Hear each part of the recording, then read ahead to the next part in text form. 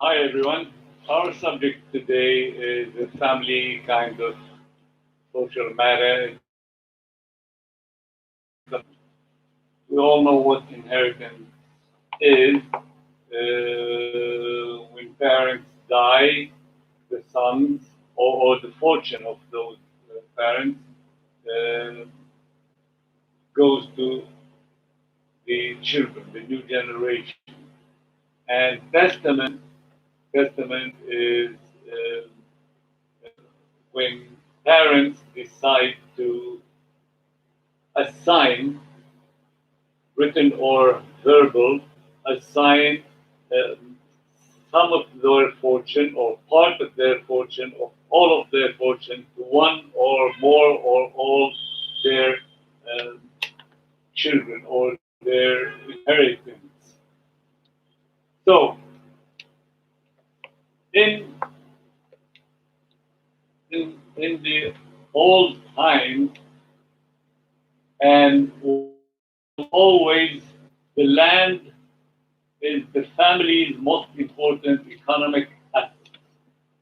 There was no building or very few, if ever, uh, land and agricultural and so on.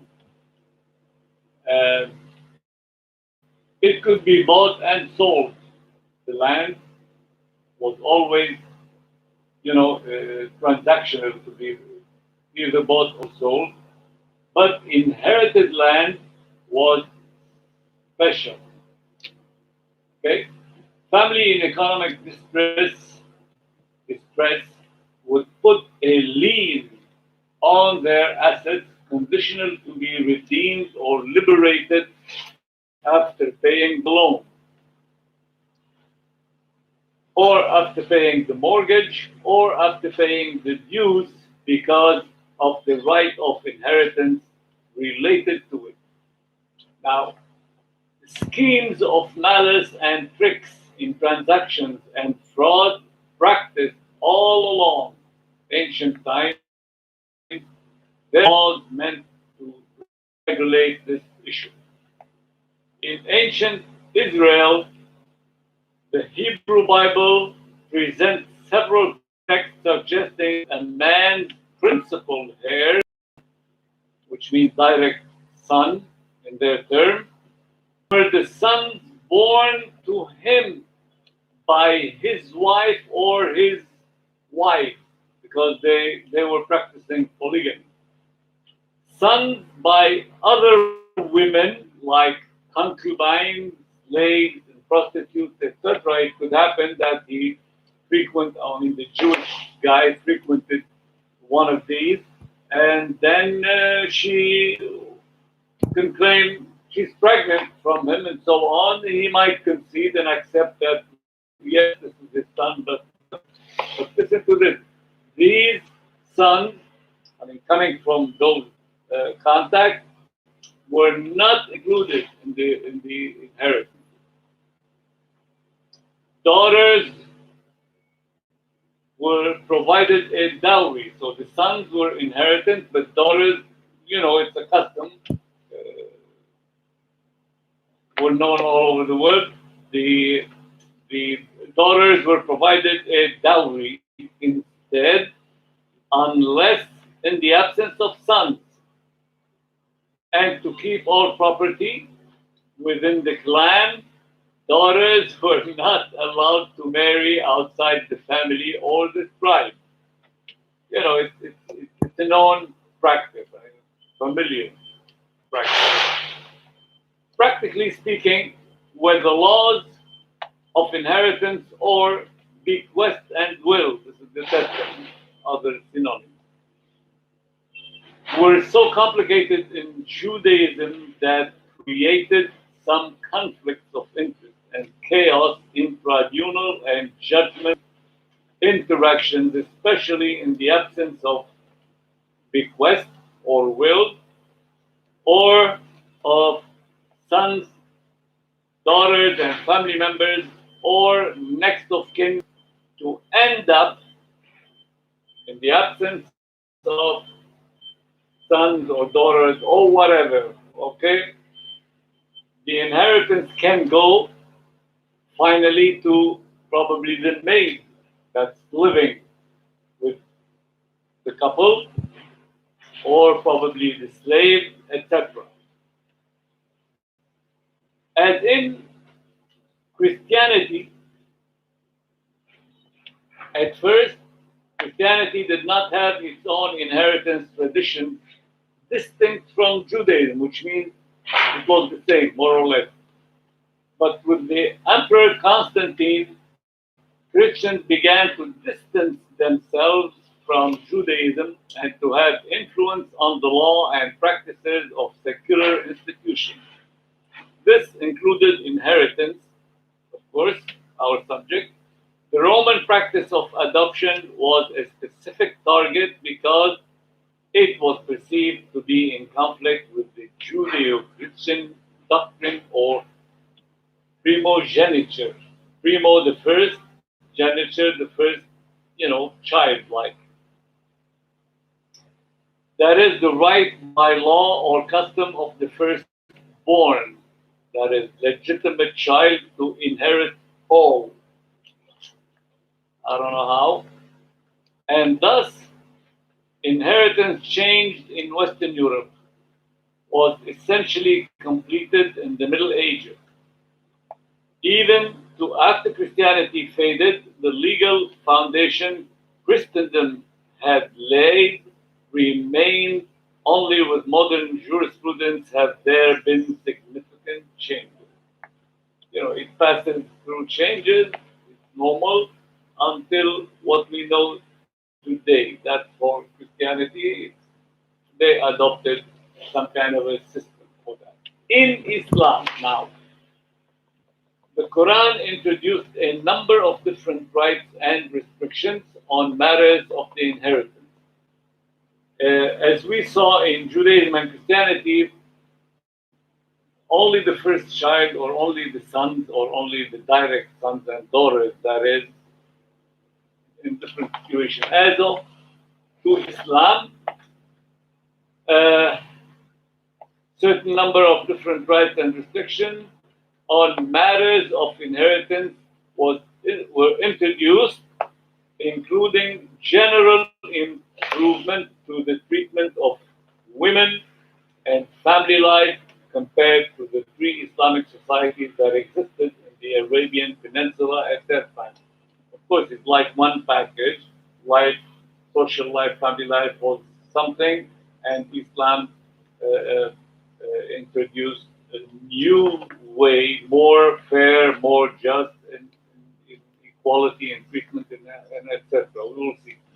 Furthermore, the Quran introduced additional heirs, more inheritance than what we knew before with Christianity and Judaism. Additional heirs that were not entitled to inheritance in pre-Islamic times. That is, mentioning 9 relatives, specifically of which 6 were female and 3 were male. The category of those 6 were females and 3 were males. And above all, gave priority to exercise the option of bequest, which means the bequest or the testament or will, that is. In Islam, the dying, let's say, person has the right and the choice to assign part of his or her fortune or all of it to anyone he likes. That's what it means. Okay? Now, and in the absence of this bequest or will or testament, in the absence of which the inheritance law will be applied. Only then the inheritance law, let's say, introduced by Islam, will be applied in the absence of testament. And this is specified in the Quran. There are verses, or a couple of verses probably, in the Quran in this sense. And thus forming a complete legal system, a complete package, clearly understood as the share of the male from the children is equal to the share of the female. The census of this law is they should be, I mean, male and female uh, should have equal parts. And the male does not, as conventionally is the case and practiced or exercised as well, the male does not take twice what the female takes unless they are more than two. And this is specifically mentioned in verse number 11 of Surah 4, which says, Allah commend you as regards your children to the male a portion same as the two female. Okay? Same as the two female, which means if there are two females and one male, they will have each 1/3. This is what the verse says.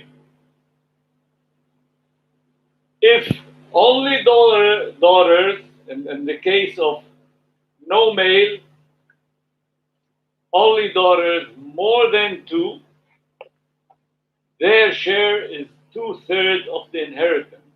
In this case, and look at this, they will have each daughter 1/3, still 1/3. Okay? Why? Because 2/3 and 1/3 left is for the supplement that Islam introduced of category of heirs to inherit, like uh, uncle and grandpa, grandmom, blah blah blah. You know, the rest of those. Now, the verse continues. So, if there are one male, two female, equally 1/3, 1/3, 1/3. If they are only daughters, okay, like whether two or more, two or more, they will inherit 2/3, okay? It can be distributed, however, whatever. Now, their share is 2/3 of the inheritance. If only one daughter, her share is half. Very precise. Its share is half, and the other half goes to the other heirs, as Islam introduced new heirs, as we just said. Unfortunately, to complicate the verses, I mean, it's ending at this point. If only one daughter, half. The other half is for the other.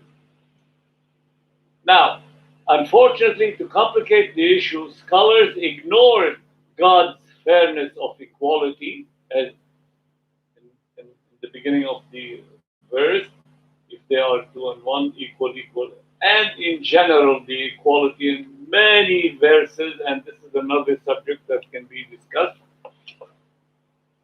There's no inequality really in Islam. There's a distinction, male, female, but no inequality in the sight and in the eyes of Islam and in the sight of Allah.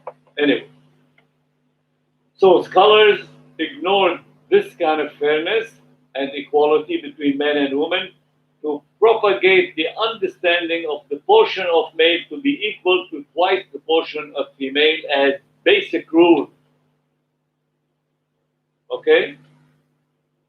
Which means the verse that I have read, it was misunderstood. Instead of understanding it like I said, to the male, a portion same as to female. 1/3, 1/3, 1/3. They understood it or they interpreted it to be that the male gets as much as the two daughters, the two females, which is twice, double or something. This is wrong and this is misunderstood. To be equal to twice the portion of female. And they used it as basic rule, so everything that follows in the laws of inheritance. Why I say this? Because in the verse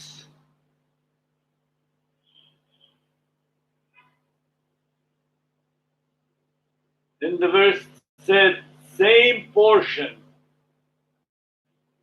as when they are two. This is the real understanding of it, whether literally or any kind. This is certainly the case because the verse continues. If they are more than two, then both will take 2/3. It's clear. That means if there are three female, they take 2/3, and one male, and he takes 1/3. Okay, that is in no way twice, right? Simple calculation, simple mathematics. And if there are four female and one male, okay, as well, four female they take 2/3, and one male take 1/3. Only in this case, in this case alone, the male would take twice as much a female, or take exactly what two females take. As for the rest of the distribution, parents, brothers, and subsequently family members can be included in a fairly and just way, not forgetting even the needies who assist the distribution, or a lender coming to collect his or her right to acquit the deceased from such an obligation. Now, this confusion, this contradiction and complexity and whatever is a big issue in the Muslim world. And I say even some countries are getting out of this rule of twice as much because it doesn't make sense to their jurisprudence or to their laws or to even to the ordinary people or to the communities itself and so on. So they adopted the equal right and equal share, etc. Or probably the more I mean precisely the understanding of what I just said and how I explained the verse. Now, although this is clear and complete, still this is a subject or a continuous dispute in the Muslim world and among students, unfortunately. Thank you.